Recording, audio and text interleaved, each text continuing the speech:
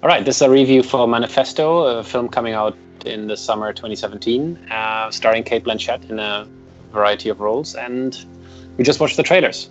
What do you guys think?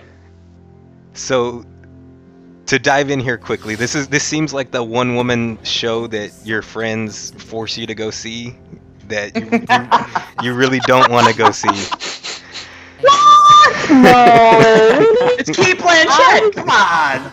oh God, Cate Blanchett. Oh my God, this one is really really cool. I think it's like, especially using. Okay, if you don't want to talk about Cate Blanchett, I like the style of this trailer because it's different. It's like with this big bold font, bah, there written directed, bah, and then here you go, bah, of all that, and then in between.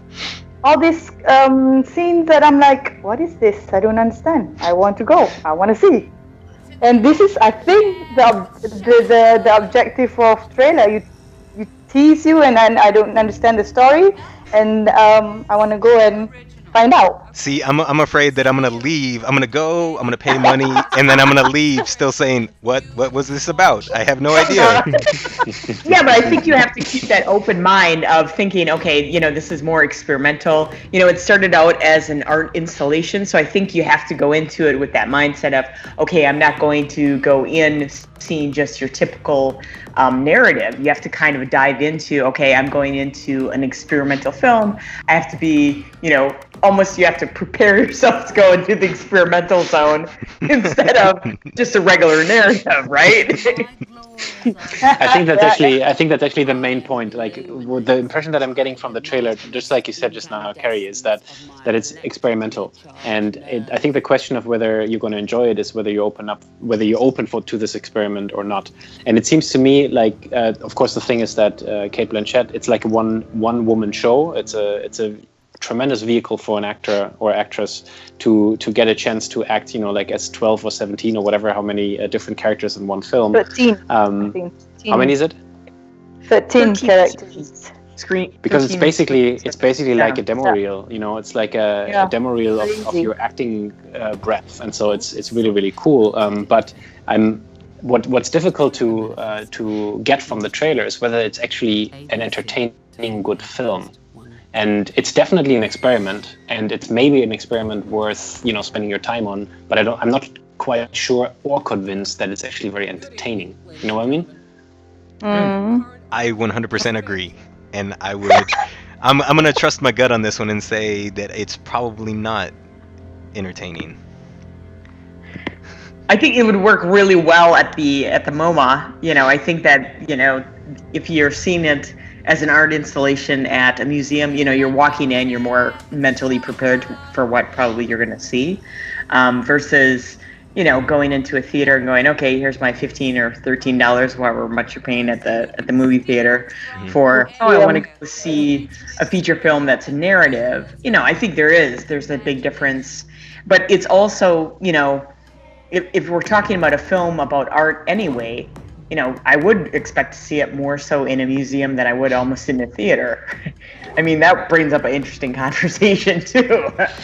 Right. I mean, the only complete thought that came out of this trailer was that all art is fake, is from what I could tell.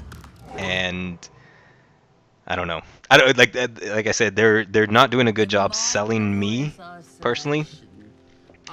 Right. Mm-hmm.